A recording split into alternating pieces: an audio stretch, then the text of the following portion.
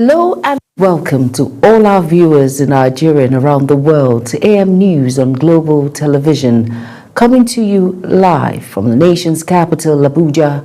I am Jumai Manson. A quick reminder that Global Television is on DSTV channel 365 and Star Times channel 276. Now the news in full.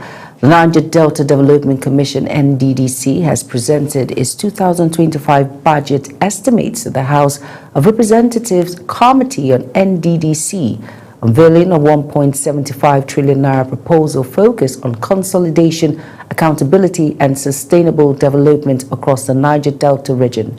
National Assembly correspondent Anete Patrick has details. At the House Committee hearing in Abuja, the Managing Director and Chief Executive Officer of the NDDC, Dr. Samuel Ogboku, appeared before lawmakers to give an account of the Commission's 2024 performance and outline priorities for the coming year. Dr. Ogboku described the NDDC as a critical vehicle for delivering federal government development initiatives to the Niger Delta, stressing that the 2024 budget presents a clear shift from what he called transactional spending to a transformational development model. According to the NDDC Managing Director, the 2025 budget is designed to be people-centered, participatory, and aligned with the renewed hope agenda of the federal government. I think we will definitely deepen stakeholders' engagement in different aspects, both in the area of youth, women, and also even entrepreneurs in the region. We have carried out such engagements in the past, but for the honorable member to say we should deepen it, it is also well taken. We are going to carry out other engagements. On budget performance, the Commission disclosed that its 2024 budget of renewed hope projected a revenue of 1.91 trillion naira, but recorded an actual inflow of 1.945 trillion naira as of October 31st, following the extension of the budget cycle to December 2025. For 2025, the proposed 1.75 trillion naira budget of consolidation represents a 9% reduction from 2024, reflecting a no-borrowing policy and tighter fiscal discipline. As of October 31st, 2025, the Commission's actual revenue stood at 1.985 trillion, exceeding the target of 1.911 trillion for April 2024, September 2025 by 104%. The House Committee Chairman, Erikate Ibori-Senu, and members assured the Commission of legislative support while emphasizing the need for transparency, accountability, and value for money to ensure that budgetary allocations translate into tangible benefits for the Niger Delta communities. For our communities, this budget represents hope, opportunity, and the promise of a better quality life. The House Committee is expected to submit the proposal to further scrutiny before approval as stakeholders look to the 2025 budget to address long-standing development gaps in the Niger Delta. From the National Assembly, Anete Patrick reporting for Global TV News. Imo State Governor Hope Uzodinma has signed into law the 2026 appropriation bill estimated at about 1.4 trillion naira, describing it as a product of strong collaboration between the executive and legislature. The signing ceremony was held at the new government annex Orlu. Amarachi Ibe reports completes the story. Governor Uzodinma said to the bill days after its passage by the Imo State House of Assembly, completing the constitutional process of checks and balance. Governor Uzodinma says the transition of the budget from estimates to law reflects democratic strength and commended the lawmakers for their diligence. He described the budget of economic breakthrough as ambitious, noting government's commitment to revenue generation, completion of ongoing projects, and sustained infrastructure development across the state. So as a government, we work to generate the revenue and not spend the revenue. And you can see how ambitious this year's budget is, a signal that we must fasten our seatbelts to look for the money so we can spend the money for the people. So all the projects that are ongoing, critical projects in Imo State, we have no plan to leave anyone uncompleted before the end of our tenure. Governor adds that the budget will boost small and medium-scale enterprises, attract investments, and strengthen revenue-generating agency. He thanked the president for providing the funds for states. So these are the kind of things I want us to take note. And this budget is very comprehensive and detailed. This budget has taken care of, if well implemented, both the small and medium enterprises, local and foreign investors, and all the revenue generating agencies will have an environment to operate. This is the whole idea why it is called Budget of Economic Breakthrough. By the end of the signing of the 2026 budget set the stage for a new fiscal year, with the state government expressing confidence that it will deliver measurable benefits to Imo residents. From the Government House Annex Olo, Amarachi Ibe, reporting for Global TV News. Let's move quickly now. The Nigerian armed forces have intensified efforts to address evolving security threats across the country, as troops continue to record major operation and gains against terrorism, insurgency, kidnapping, oil theft, and other criminal activities. This was stated by the Director Defense Media Operations, Major General Michael Onojo, during a high-level defense briefing in Abuja. Defense correspondent Kike Lomo Okere has details. The military authorities reviewed the current threat environment, interagency collaboration, the resilience and professionalism of troops confronting complex and asymmetric security challenges nationwide in the year 2025. According to the Director of Defense Media Operations, Major General Michael Onoja, the review is aimed at strengthening strategic decision-making, improving operational effectiveness, and setting clear security priorities for the coming year. The military emphasized that its core mandate remains the protection of citizens and personnel, while also keeping the public informed about the ongoing operations and achievements across the theaters. Within the period under review, troops, in collaboration with other security stakeholders, neutralized several top terrorist commanders, their lieutenants, and foot soldiers. In addition, 4,375 suspected criminals were arrested, while 1,616 terrorists surrendered along with their families. The military also confirmed the successful rescue of 2,336 kidnapped victims across different operational zones. Now, we also arrested 1,323 suspects alongside their collaborators, gun runners, sympathizers, and 1,616 terrorists surrendered to troops in the Operation Hadinkai area, while 498 kidnapped hostages were rescued. Troops also recovered various arms, ammunition, vehicles, equipment, and a cumulative sum of 32 million naira in cash. In the Niger Delta region, the director reveals that troops under Operation Delta Save intensify action against oil theft and pipeline vandalism, significantly disrupting illegal activities and contributing to efforts aimed at boosting Nigerian crude oil production and safeguarding national assets. The briefing also provided an operational update on the 6th Defense Headquarters Joint Task Force in the Northeast, Operation Hadinkai, covering Adamawa, Borno, and Yobe State, continued to maintain relative stability in the region. The military, however, acknowledged that the remnants of Boko Haram and the Islamic State West African province still pose threats through isolated attacks, use of improvised explosive device, and remote operations targeting civilians and security forces. Neutralized several criminal elements, arrested 778 criminals and their cohorts, and rescued 53 kidnapped victims. They also foiled oil thefts valued at 8,918,000,000 647,206 naira, representing 16,623,542 liters of crude oil. Despite recorded successes, including arrests, rescues, and neutralization of armed groups, security challenges persist, underscoring the need for sustained military pressure, improved intelligence, and stronger civil-military cooperation. As the year 2025 draws to a close, the Armed Forces says operation will continue with renewed focus on protecting lives, securing communities, as well as strengthening national stability.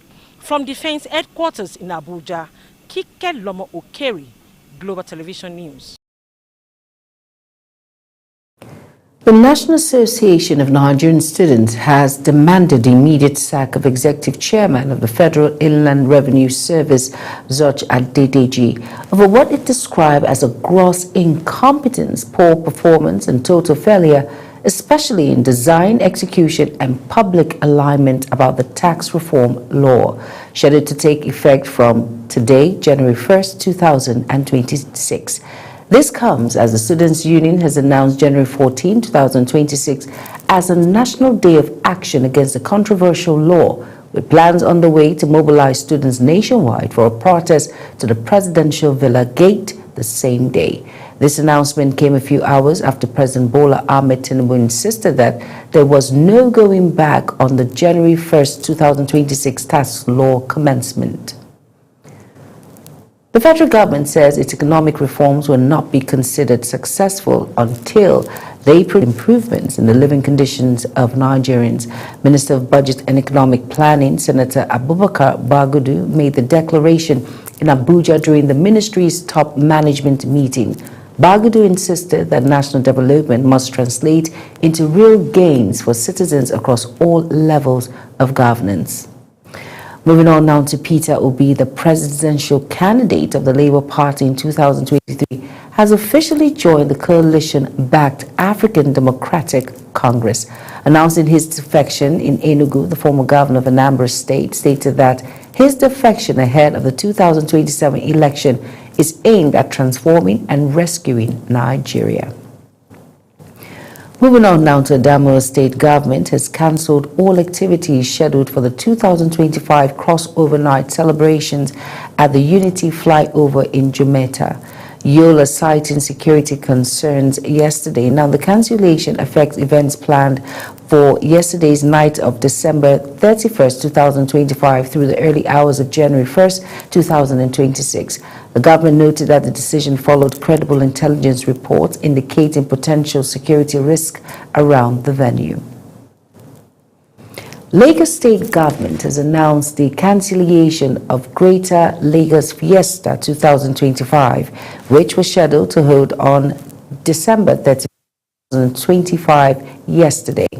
The announcement was conveyed in a statement issued by Governor's Special Advisor on Media and Publicity, Boyega Akinsele, following the approval of Governor Babajide Sanwo-Olu. The statement says Governor Sanwo-Olu directed that in place of the annual Greater Lagos Fiesta, also known as a countdown to 2026, residents of the state should spend quality time in personal prayers for the nation, the state, and the people of Lagos. Moving on now, the excitement, hope, and renewed expectation as the new year 2026 has come. Many Nigerians are looking forward to celebrating the moment in different ways, despite prevailing economic, social challenges. Global Television's Obongo Soro tells us more. From religious gathering and family reunions to quiet reflections and community celebrations, Nigerians say the new year represents a fresh start and an opportunity to embrace better possibilities. For many Nigerians, the countdown to the new year is more than a celebration. It is a moment of gratitude and hope. Some residents say they plan to usher in 2026 in churches and mosques, thanking God for the gift of life and praying for a better year ahead. I plan to spend this new year very fantastic healed, with good health, because without health we cannot spend the new year. I'll spend it normally. Even today is my birthday, so me and my brother will soon go for photo show. Others say they will celebrate with families and friends at home, sharing meals, exchanging goodwill messages, and reflecting on the lessons of the outgoing year. As always, with family. Well, the year is always very busy. However, some Nigerians admit that the economic realities will influence how they celebrate, opting for modest gatherings while still remaining hopeful that the new year will offer improved living conditions and opportunities. Despite individual differences in celebration plans, a common message cuts across the voices of the streets: hope for peace, progress, and prosperity in the coming year. As the nation counts down to 2026, Nigerians remain optimistic, believing that the new year will open doors to better days ahead. Ubong Usoro for Global Television News. Insecurity across Nigeria is increasingly putting the education sector under pressure, with boarding schools outside major cities becoming a growing concern for parents. From kidnappings to attacks on schools in rural communities, many families are now questioning whether it is still safe to keep their children in boarding schools located far from urban centers. Kabir Hassan spoke with parents to get their opinions. The report. Education remains a cornerstone of national development, but insecurity is gradually eroding parent confidence, especially when it comes to boarding schools located outside city centers. Across Nigeria, many boarding schools are situated in remote areas, often chosen for their quiet learning environment. However, ongoing security challenges have turned these once attractive locations into sources of fear for parents. On the streets of Abuja, parents shared mixed feelings torn between the desire to give their children quality education and the growing concern for their safety. What government should do is to make sure that all the schools, especially these colleges that are under federal government and other private schools outside the city, to make sure that they deploy security agencies, something like police, armies, and other security agencies. If you don't have good management who protect the school, who have good securities around that environment, there will also be problem of insecurity. Some parents say the situation has forced them to constantly live in fear, while others admit they have considered withdrawing their children or relocating them to day schools within the city. They argue that while education is important, safety must come first, especially in a country grappling with persistent security threats. Parents should allow their children to stay at home for now because their safety is more important than education. The best thing the federal government should do is to make sure that the police, the army, and other security agencies are being deployed to various schools across the country. The security must be technologically oriented, not just technology doesn't compromise. You hear of security operatives depart from a checking point, then there's an attack. But with the technology, it should not compromise. Many wondered continued insecurity could discourage enrollment in boarding schools and further strain Nigeria's education system. Parents are calling on government at all levels to strengthen security around schools, particularly those in rural and semi-urban areas, to restore confidence and protect the future of Nigerian children. Kabir Hassan, reporting for Global TV News. You are watching the live broadcast of AM News. When AM News returns, Turkey's President calls Israel's action on Somaliland illegitimate and unacceptable. Details coming shortly, plus business and sports stories on the other side of this break. Please stay with us.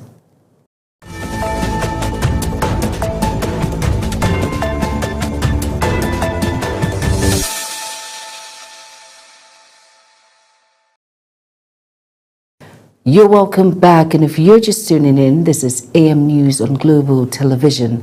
Thank you for staying with us. In business now, crude oil and condensate production data from the Nigerian Upstream Petroleum Regulatory Commission indicates that Nigeria produced a total of 443.25 million barrels of crude oil between January and October 2025. Now, according to the Commission's report, translate to an average of about 1.46 million barrels per day. Despite intermittent improvements, the output level meant that Africa's largest oil producer remained below its 1.5 million barrels per day crude oil quota set by the Organization of Petroleum Exporting Countries, achieving about 97% of the quota during the 10-month period. The stock market mostly fell Wednesday in thin trading following a year of record gains for key assets as central banks cut interest rates and the tech sector boomed on growth of artificial intelligence. The index jumped from then 21% in 2025, the biggest gains for 16 years, thanks to interest rate cuts from the Bank of England as well as U.S. Federal Reserve following drops to inflation. Across the globe, stock markets have struck record highs and enjoyed double-digit gains in 2025. Following the tax, the Central Bank of Nigeria says banks will start charging senders 50 naira stamp duty, electronic transfer of 10,000 naira and above from January 1st, 2026. The stamp duty electronic money transfer levy is a single one-off charge of 50 naira on electronic receipt or transfer of money deposited in any commercial money bank or financial institution on any type of account on the sums of 10,000 naira and above. The regulatory bank said it remains committed to transparency and to keeping customers informed about charges that may affect their banking transactions. As Nigeria prepares to implement new tax laws from today, January 1st, 2026, concerns and expectations are growing among citizens. From traders to professionals, many are trying to understand how the new law will affect their income and daily lives. Moving on to the foreign scene now, Turkey's President Recep Tayyip Erdogan has called Israel's recognition of Somaliland illegitimate and unacceptable as he hosted a visit by his Somali counterparts. As a joint press conference following bilateral talks, both Erdogan and Somalia's President Hassan Sheikh Mohammed condemned the recognition of Somaliland as an independent state by Israel, with Turkey pledging to stand by the Somali people. And Burkina Faso has announced travel restrictions on American nationals in a tit-for-tat move after the U.S. included both African countries on a no-entry list. In statements issued separately by both countries' foreign ministers, they said they were imposing equivalent measures on U.S. citizens after President Donald Trump expanded the travel ban to nearly 40 countries last month, based solely on nationality. Burkina Faso's foreign ministry said in a statement that it was applying equivalent visa measures on Americans, while Mali said it was with immediate effect, applying the same conditions and requirements on American nationals that the American authorities have imposed on Malian citizens entering the United States. In sports stories now, Nigerian midfielder Raphael Oyedika has basking in the joy of scoring a brace in Nigeria's 3-1 win over Uganda, which powered the Super Eagles to a perfect group stage campaign at the ongoing 2025 AFCON in Morocco. In his first ever AFCON start for Nigeria that marked his return to the starting line up since November 2024 with 2 goals within 5 minutes. He got his first in the 62nd minute with Samuel Chukwueze found him. He surged into the box and slaughtered through the Uganda goalkeeper's leg to put the contest beyond all doubts. Still on sports stories now, Nigerian's Aruna Kodri has finished 2025 as Africa's top-ranked table tennis player in the final yearly rankings released on Tuesday by the International Table Tennis Federation.